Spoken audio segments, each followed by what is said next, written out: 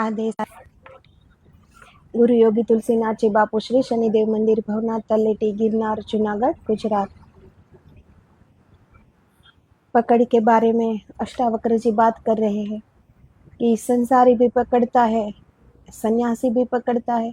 संसारी को सब इकट्ठा करना होता है, सन्यासी को सब छोड़ना होता है। जरिया अलग अलग है, पकड़ दोनों में है। और वो पकड़ है बाहरी चीजों की, जिसे परमात्मा का कोई मेल नहीं। बाहरी चीजें इकट्ठी करो या छोड़ दो, उससे कोई फर्क नहीं पड़ता। परमात्मा को पाने के लिए हमें हमारे भीतर उतरना पड़ेगा, एक समझ से, एक एकाग्रता से।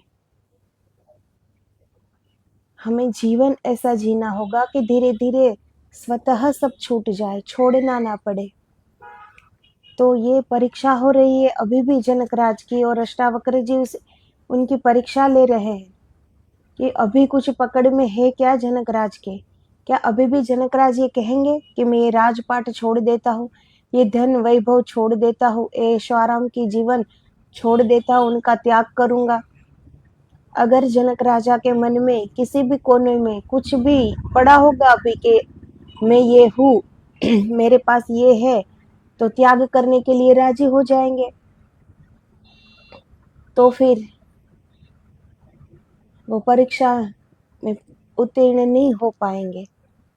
लेकिन वो भी जनकराज है, जो भी उन्होंने अपनी अनुभूति बोली है वो सत्य में उन्होंने अनुभूति की है।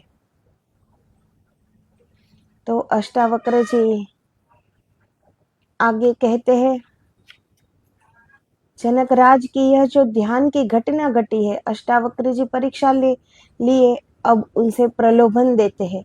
यह प्रलोभन और भी गहरी परीक्षा है। अब वे कहते हैं कि फिर ठीक, जब तुझे ज्ञान ही हो गया है जनक, तो अब छोड़, अब त्याग में उतर जा। अगर जनक इसमें फंस गया तो असफल हुआ, तो गहरी परीक्षा में असफल हुआ।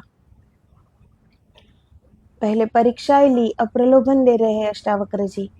कहते हैं कि तुम्हें जो अनुभूति हुई है, तो अब तो त्यागी हो जा, सब कुछ छोड़ दे।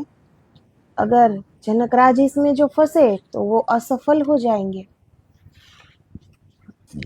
जनकराज की जगह कोई भी साधारण व्यक्ति होता तो उलझ जाता झंझट में, क्योंकि अष्टावक्र जी इन शब्दों में बात कर रहे हैं कि पकड़ना बहुत मुश्किल है। सुनो उनके सूत्र। अष्टावक्र जी ने कहा, तेरा किसी से भी संग नहीं है। तूने घोषणा कर दी असंग होने की। तेरा किसी से भी संग नहीं है, इसीलिए तू शुद्ध है। तू किसको त्यागना चाहता है? इस प्रकार देहाभिमान को मिटाकर तू मोक्ष को प्राप्त हो। बड़ा उलझा हुआ सूत्र है, उकसाते हैं बड़े बारीक नाजुक रास्ते से। पूछते हैं, तू शुद्ध है, तेरा किसी से भी कोई संग नहीं है, फिर भी जनक मैं देखता हूँ तेरे भीतर त्याग की लहरें उठ रही है। तू किसको त्यागना चाहता है? ठीक, अगर त्यागना ही चाहता है तो इस प्रकार के देहाभिमान को त्याग कर तू मोक्ष को प्राप्त हो जा। अब बड़ी नाजुकता से ये पूछ रहे अष्टावक्र जी जनकराज से कि मैं देख रहा हूं तुम्हारे मन में अभी भी कोई तरंग उठ रही है, अभी भी कुछ बाकी हो तो उनका भी तो त्याग कर दे जनक। देहाभिमान को त्याग कर मोक्ष को प्राप्त हो जा, क्योंकि अभी कोई तरंग बाकी रही तो फिर मन है अभी, और मन तो शरीर में ही रहेगा ना, तो फिर देह है। इसीलिए अष्टावक्र जी कितनी नाजुकाई से ये पूछते हैं। अगर दूसरा होता ना जनकराज के बजे, तो अभी वो कब का असफल हो जाता, उलझ जाता, प्रश्न में ही उलझ जाता, उत्तर तो बड़ी दूर की बात है। एक तो कहते हैं कि मैं तेरे भीतर त्याग की लहर उठते देखता हूँ, धीमी तरंग है, शायद तूने भी अभी पहचानी न हो।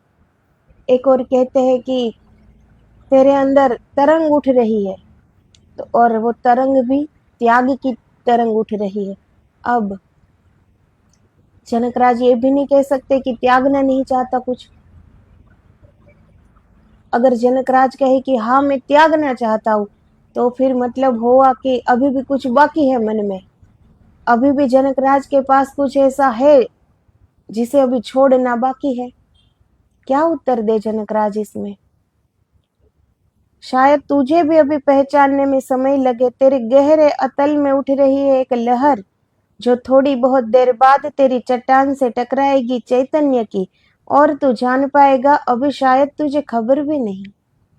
अब जनकराज के अंदर कोई तरंग नहीं उठ रही है, फिर भी अष्टावक्र जी ये कह रहे हैं, और ये कह रहे हैं कि ये तुझे इतनी सूक्ष्म लहर है, ये अभी तुझे दिखाई नहीं दे रही है, लेकिन तेरे चैतन्य से जब ये टकराएगी तो तुझे भी मालूम होगा कि अभी ये लहर बाकी है, इसे छोड़ना अभी बाकी है। जब मनुष्य के भीतर कोई विचार उठता है तो वह 4 खंडों में बांटा जा सकता है। जब तुम बोलते हो वह आखिरी बात है। बोलने के पहले तुम्हारे कंठ में होता है, तुम जानते हो, साफ साफ होता है क्या बोलना है। तुम भीतर तो परिचित हो, भीतर तो तुमने बोल दिया। कोई भी बात अगर हम बोलते हैं तो उनके वो 4 हिस्से होते हैं। ये जो हम शब्द में बोल देते हैं वो तो आखिरी हिस्सा है। पहले तो वो गले में वो बात होती है, हमें मालूम होता है कि हमें क्या कहना है। गले में हम बोल चुके होते हैं कि हमें क्या कहना है, हमें मालूम है। तो अभी बाहर प्रकट नहीं किया है, लेकिन शब्दों के द्वारा प्रकट नहीं किया होता। वह तीसरी अवस्था है। उसके पहले दूसरी अवस्था होती है जब धुंधला होता है, तुम्हें साफ नहीं होता कि क्या है। ऐसा भी हो सकता है, वैसा भी हो सकता है, शायद हो शायद न हो। रूपरेखा स्पष्ट नहीं होती, सुबह के धुंधलके में छिपा होता है, मगर थोड़ी थोड़ी भनक पड़ती है, लगता है कुछ है, थोड़ी आवाज आनी शुरू होती है। वह दूसरी अवस्था है। अभी मालूम नहीं है क्या बोलना है, अभी कुछ जाना नहीं, थोड़ा पता भी है और थोड़ा नहीं भी पता, अभी शब्द में पिरोया नहीं है, अभी धुंधला धुंधला है कुछ। वो दूसरी अवस्था है। उसके पहले एक पहली अवस्था है जब तुम्हें बिल्कुल ही पता नहीं होता, धुंधलके का भी पता नहीं होता, गहरी अंधेरी रात छाई होती है, लेकिन तुम्हारे भीतर वह पहली अवस्था जब उठती है तब भी गुरु देख लेते हैं। अष्टावक्र जी देख रहे हैं कि जनक की पहली अवस्था में विचार की कोई तरंग है, थोड़ी देर बाद दूसरी अवस्था होगी, थोड़ा धुंधला धुंधला आभास होगा, फिर तीसरी अवस्था होगी, विचार प्रगाढ़ होगा, स्पष्ट होगा, फिर चौथी अवस्था होगी, जनक उद्घोषणा करेंगे कि मैंने सब छोड़ा, मैंने सब त्यागा, अब मैं जाता वन की ओर। तो ये जो पहले सिरे की बात है कि जब हमें कुछ पता ही नहीं होता कि कुछ बोलना भी है, शब्द द्वारा कुछ बोलना भी है, कुछ पता भी नहीं होता, बहुत सूक्ष्म तरंग बात की। दूसरी अवस्था में हमें थोड़ा थोड़ा धुंधला धुंधला दिखाई देता है कि क्या बोले क्या न बोले। उसमें पता चलता है कि कुछ बोलना है, मन में कोई विचार आया है, साफ साफ नहीं दिख रहा लेकिन धुंधला धुंधला दिखाई रहा है। तीसरी अवस्था गले तक आ जाता है फिर वो बात, और चौथी अवस्था में हम शब्द के द्वारा बोल देते हैं। इसके पहले कि विचार यहाँ तक पहुंच जाए, क्योंकि यहाँ तक पहुंचकर फिर लौटना मुश्किल हो जाता है। विचार से मुक्त होने की प्रक्रिया यही है कि पहली अवस्था में विचार को अगर पकड़ लिया जाए तो तुम कभी उसके बंधन में नहीं पड़ते। अब पहली अवस्था ही आई है विचार की, और हमने उस विचार को पकड़ लिया, आगे न बढ़ने दिया, दूसरी अवस्था तक पहुंचने ही नहीं दिया, तो वो विचार वहीं का वहीं रह जाएगा, वो विचार गिर ही जाएगा फिर। तो फिर कोई बंधन नहीं।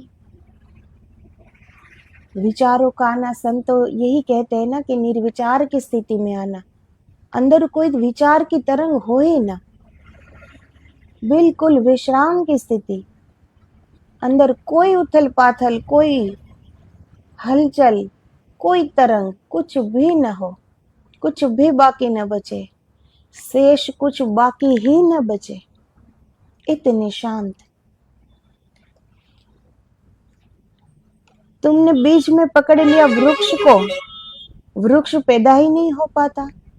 अब जब बीज को ही पकड़ लिया हमने हाथ में, तो फिर वृक्ष कहाँ से पैदा होगा? अधिक लोग तो जब वृक्ष न केवल पैदा हो जाता है, उसमें फल लग जाता है, न केवल फल लग जाते बल्कि वृक्ष हजारों बीजों को अपनी तरफ फेंक देता है भूमि में, तब सजग होते हैं। तब बड़ी देर हो गई। तब तुम इस वृक्ष को उखाड़ भी दो तो भी फर्क नहीं पड़ने वाला, क्योंकि हजारों बीज फेंक चुका। अब बीज को पहले ही पकड़ लो तो वृक्ष पैदा होगा ही नहीं। जिसके अंदर थोड़ी भी समझ है वो पकड़ लेगा, जिसके पास समझ नहीं है वो वृक्ष भी पैदा होगा। वृक्ष पैदा तो क्या होगा, उसमें फल भी लग जाएंगे, फल भी लग जाएंगे, तब तक तो ठीक, लेकिन कितने हजारों बीजों को वो फेंक भी देगा भूमि में। अब अगर वो सजाग हुआ तो अगर वो पूरा वृक्ष भी हम काट दे, पूरा वृक्ष ही काट दे तो क्या फर्क पड़ेगा? हजारों बीज जो बोए जा चुके हैं उनमें से वही वृक्ष पैदा हो गए, तो फिर कोई फर्क नहीं पड़ता। तो ये जब हमारे विचार बीज के स्वरूप में होते हैं अभी पहली शिराओं में, तभी हमने जो पकड़ लिया उसे, तो वो दूसरी स्थिति में आएगी ही नहीं। इसी तरह इस विचार से हम, विचारों के बंधन से हम छूट सकते हैं।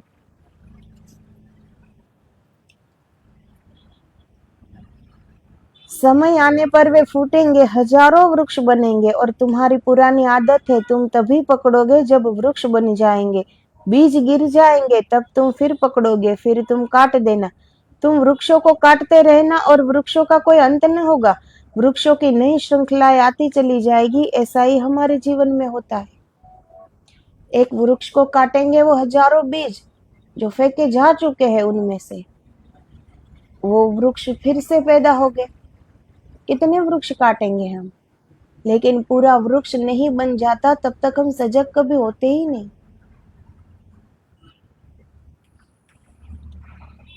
बुद्ध भगवान ने विपस्सना का प्रयोग दिया है अपने भिक्षुओं को। विपस्सना का कुल अर्थ इतना ही है कि तुम इस भांति भीतर सजग होते जाओ कि धीरे धीरे तुम्हें पहली अवस्था में विचार दिखाई पड़ने लगे। अब जैसे ये पूरा वृक्ष पैदा हो जाए ना, पूरा वृक्ष हो जाए, उन पे फल लग जाए, तब तो हमें वो दिखता है, बीज नहीं दिखता हमें। और जो मूल होता है ना, वो धूल के नीचे होता है। वो देखने की सब में इतनी कैपेसिटी नहीं होती। वो वही देखता है जो बड़ा हो, तो फिर देर हो जाती है, फिर कुछ नहीं हो सकता। वो बड़ा हो गया, उनमें फल लग गए। अब काट भी दोगे तो दूसरा उत्पन्न हो ही जाएगा। पहली ही अवस्था में अगर हम विचार को पकड़ ले, लेकिन पहली अवस्था का विचार तो धुंधला भी नहीं है, बिल्कुल एक अंधेरी रात जैसा है। अब उसे कैसे पकड़ा जाए? कितनी सजगता होनी चाहिए पहले अवस्था में विचार को देखने के लिए। जब वो धुंधला भी नहीं दिख रहा है तब उसको पकड़ना है, कितनी सजगता चाहिए। विचार चौथी अवस्था में आ जाता है, तब हमें मालूम होता है कि हमने ये बात की, हमने ये सोचा। 3 अवस्था तक हमें पता ही नहीं चलता।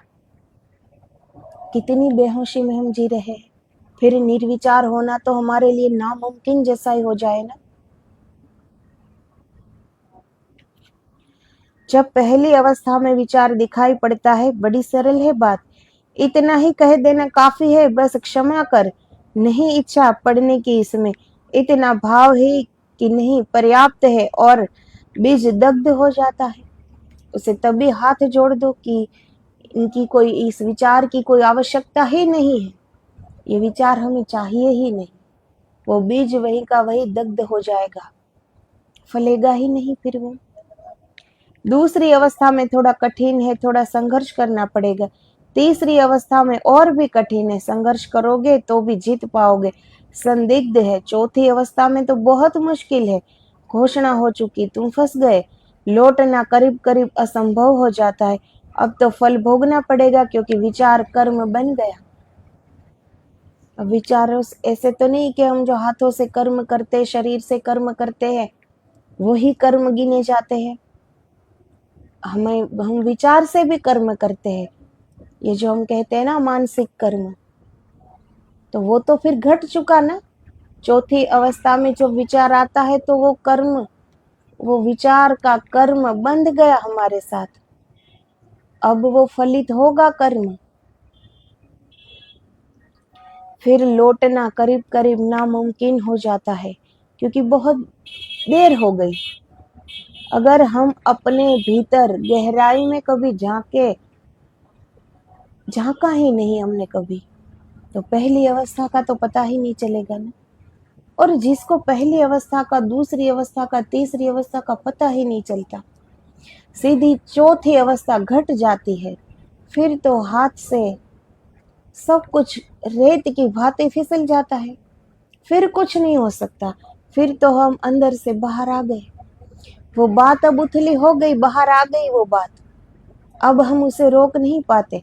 जैसे बंदूक में से गोली निकल गई, अब रोक नहीं पाते। ये पहले सोचना था ना, ये पहले सोचना पड़ता है। अब निकल गई, अब कोई रास्ता नहीं होता, अब नामुमकिन रास्ता हो जाता है। फिर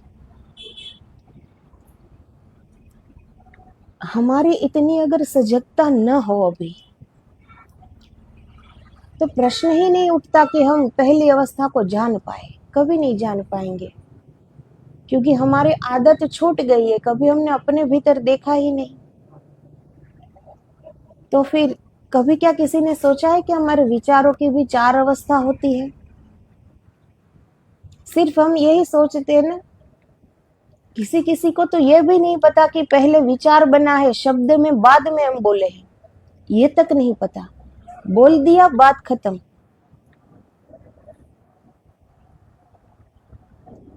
कहां से वो बात आई, कहां से वो विचार की उपज हुई, कुछ नहीं पता।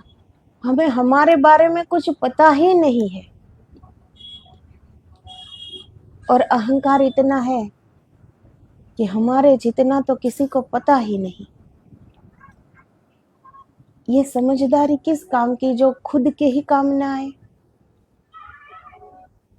इस दुनिया में हम कुछ भी सीख ले, कहीं पर भी पहुंच जाए, चांद तक पहुंच जाए, इससे प्राप्ति क्या होगी?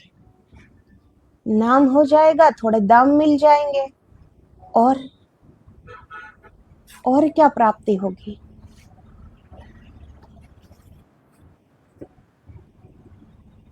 लेकिन जितना हमने बाहर का जानने के लिए प्रयास करते हैं, उससे आधा भी अपने भीतर कुछ देखने का प्रयास होना हमारा, तो हम अपने आप को पहचान सकते हैं कि हम क्या है, कहाँ से आए हैं, कितनी कमियां हैं, ये विचार कहाँ से आया है, शब्द हम किस अवस्था में जाकर पिरोते हैं, कब ये विचार शब्द बन के हमारे मुख से बाहर निकलते हैं, कुछ भी पता है क्या हमें? उसके मूल का ही पता नहीं, विचार के मूल का ही पता नहीं है, तो फिर निर्विचार होने की बात तो बहुत दूर रह गई ना। अगर बीज को मूल में से ही पकड़े नहीं तो वृक्ष तो पैदा होगा ही। विचार जहां से शुरू हुआ, अगर उसे वहीं के वहीं दबोच लो, दूसरी अवस्था में जाने ही न दो, धीरे धीरे सारे विचार गिर जाएंगे।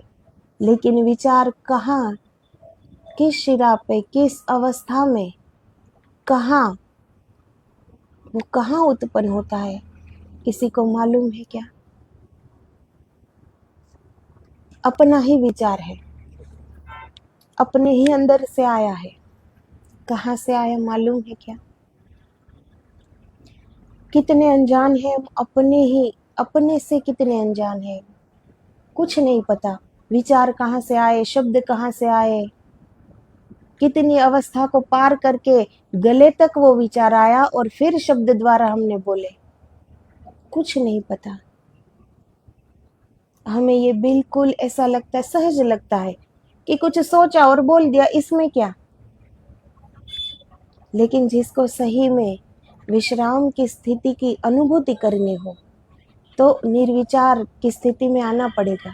और निर्विचार की स्थिति में हम तभी आ सकते हैं जब हमें विचार की जो पहली अवस्था है वो हमें मालूम हो, कि वहां से ही वो विचार को हाथ जोड़ दो कि नहीं चाहिए, कोई भी विचार की तरंग नहीं चाहिए। अब ये पहली अवस्था बिल्कुल अंधेरी रात जैसी है। कितनी सजगता होगी तब पता चलेगा कि ये विचार की तरंग उठ रही है, उठते ही उसे गिरा दो।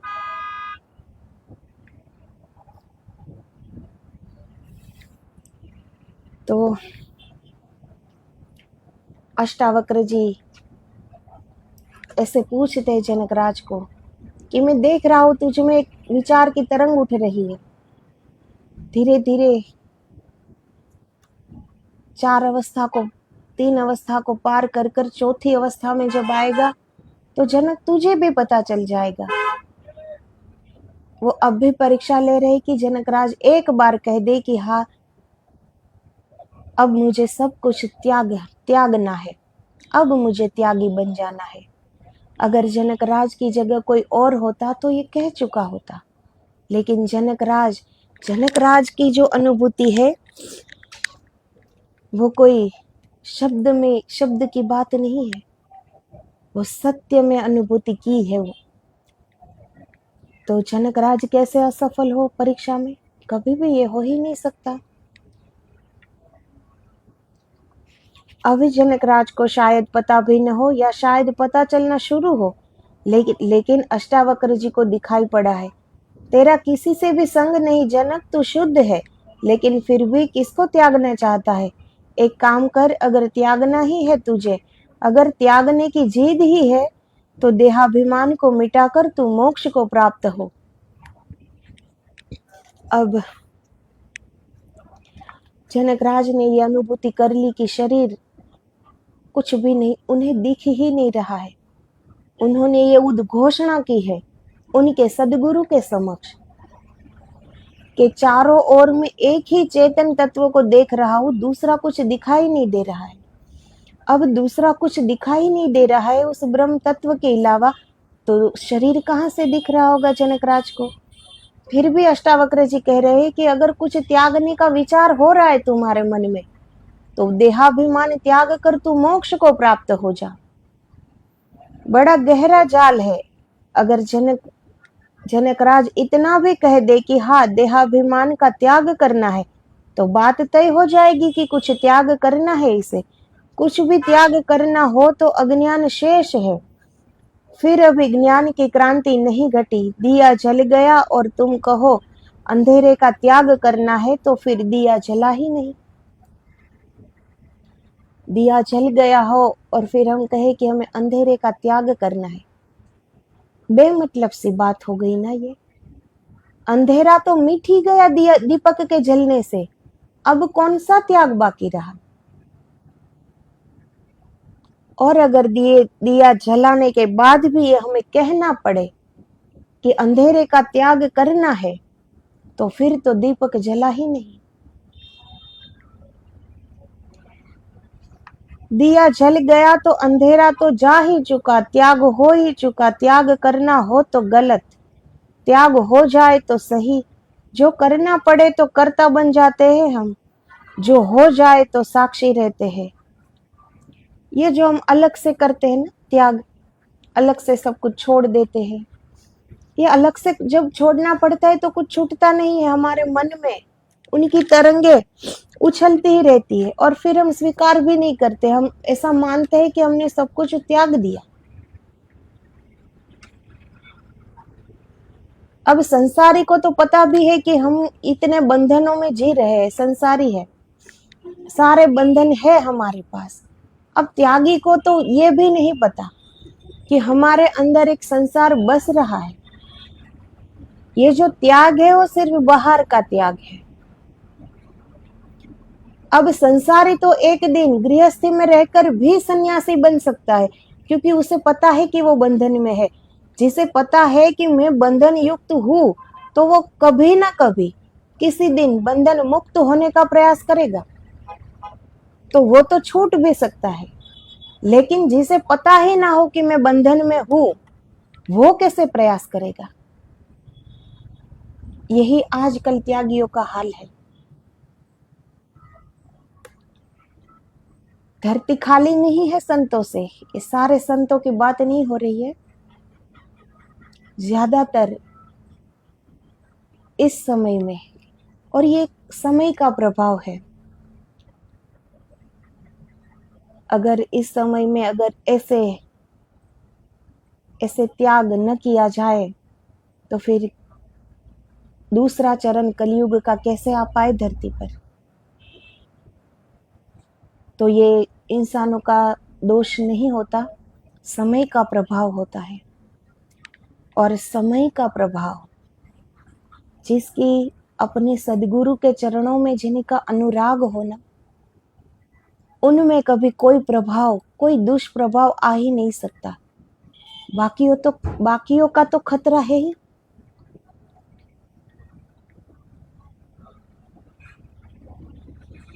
एक सदगुरु होते हैं जो हमें हर तरह से बचाते हैं, हर तरह से, हर दोष से, हर पाप से, हर बंधन से वो बचाते हैं। इस जगत में दूसरा कोई नहीं है जो हमें इस प्रभाव से बचा पाए।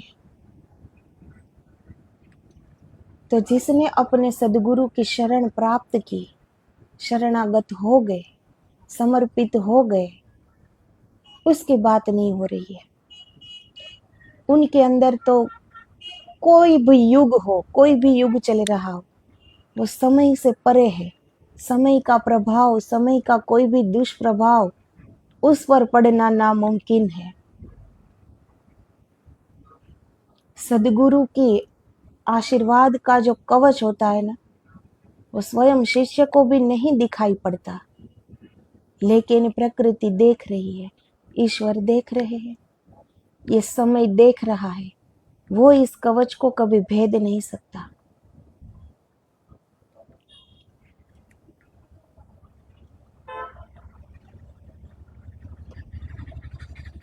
तो सदगुरु, पूरे सदगुरु हो और अपने शिष्य को अगर ये अनुभव हो भी जाए, तभी वो बात मान नहीं लेते।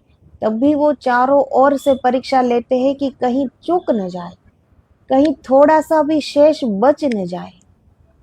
वो उसे समग्रता से मिटाने मिटाने के लिए बैठे हैं, कि वो समग्रता से अपने आप को परमात्मा में विलीन कर दे, अपना शेष कुछ थोड़ा सा भी न बचे कि वापिस आना पड़े। वो कहते हैं ना, विलुप्ति है इस बार। जिसको ऐसे सदगुरु प्राप्त है, उनकी विलुप्ति हो जाती है परमात्मा में। फिर कोई उसे वापस नहीं ला सकता। वो परमात्मा में विलीन हो जाता है, परमात्मा का ही रूप बन जाता है। और सदगुरु यही करते हैं। तो ये इनकी परीक्षाएं होती है, इनकी कसौटी होती है। और जो शिष्य इनमें से पार उतर गया, समझो भवसागर तर गया, भवसागर पार हो गया। और ये तभी हो सकता है जब शिष्य की पूर्ण श्रद्धा हो अपने सदगुरु के श्री चरणों में, कि सदगुरु के मुख से निकला हुआ हर एक वचन उनके लिए एक ब्रह्म वचन हो, तभी ये हो सकता है। तो अष्टावक्र जी अब भी जनकराज की परीक्षा ले रहे हैं। जानते हैं कि जनकराज असत्य नहीं कह रहे हैं, स्वयं अनुभूति हो चुकी है, फिर उद्घोषणा की है, फिर भी अभी वो पूछ रहे हैं कि कहीं से भी चूक न हो जाए, कहीं से भी कुछ रह न जाए, कुछ बाकी बच न जाए। इतना परिश्रम कौन कर सकता है सदगुरु के अलावा? इस जगत में हमारा कोई हितकर होता है ना, तो वो सिर्फ हमारे सदगुरु होते हैं और कोई नहीं। हमारी एक भूल भी सदगुरु की आंख के बाहर नहीं होती। वो भूल सुधारते हैं, दूसरी बार वो भूल न हो उतनी सिर्फ हम सजगता नहीं रखते, वो खुद भी सजगता रखते हैं कि दूसरी बार ये भूल हमसे ना हो। हमारे जो माँ बाप होते हैं, उनके प्रेम में, उनकी ममता में कोई कमी नहीं होती, लेकिन उनकी ममता ऐसी होती है कि वो भूल को क्षमा कर देते हैं। छोटी छोटी भूलों को क्षमा करते करते बच्चा एक दिन बड़ी भूल करने से भी नहीं डरता, और सदगुरु ऐसी भूल कभी नहीं करते। वो छोटी भूल से ही सजग कर देते हैं शिष्य को कि ये भूल है, और भूल की कभी माफी नहीं होती, तभी दूसरी भूल नहीं होगी। तो इतनी सजगता से जब सदगुरु कितना परिश्रम करते हैं अपने शिष्य के लिए, क्यों करते हैं? ये उनका प्रेम है इसीलिए, वरना उन्हें क्या पड़ी है? वो तो उस आनंद को उपलब्ध हो गए, उसे क्या जरूरत थी उस आनंद से वापस इस जगत में आने की? फिर भी वो आए, इतनी मेहनत करते हैं। भर्तृहरि राजा को 18 साल गोरक्षनाथ जी ने दे दिया। 18 साल तक मेहनत की कि जब तक वो जाग न गए उसे लेके गए, तब तक मेहनत की, क्योंकि सदगुरु के पास स्पष्ट दिए है कि कितना भी समय लगे, समय तो क्या, कितने भी साल लगे, साल तो क्या, कितने भी जन्म लगे, वो करके रहते हैं, क्योंकि वो अपनी करुणा बहाने आए हैं। उस करुणा में वो हमको बहा देंगे, कुछ भी बाकी न बचेगा हमारा। इतनी विलुप्ति कि ईश्वर में समग्रता से हम विलीन हो जाए, तब तक वो मेहनत करते हैं। वो नहीं थकते, वो नहीं हारते, वो तब तक मेहनत करते हैं। इसे ही सच्चे सदगुरु कहते हैं। और हमें कैसे सदगुरु अच्छे लगते हैं कि कोई भूल हो जाए और गुरु हंसकर कह दे कोई बात नहीं, इसे हम अच्छे कहते हैं। अगर एक छोटी सी गलती हो जाए और गाल पे एक थप्पड़ पड़ जाए तो वो गुरु हमें अच्छे नहीं लगते। लेकिन जरा बैठकर सोचना कि सही क्या है, तो पता चलेगा कि आज ये थप्पड़ में हमें कितना कुछ सीखना मिला, कितने कर्मों से हम बच जाएंगे कि आगे कोई भूल, आगे कोई गलती करने पहले से ये थप्पड़ याद आएगी।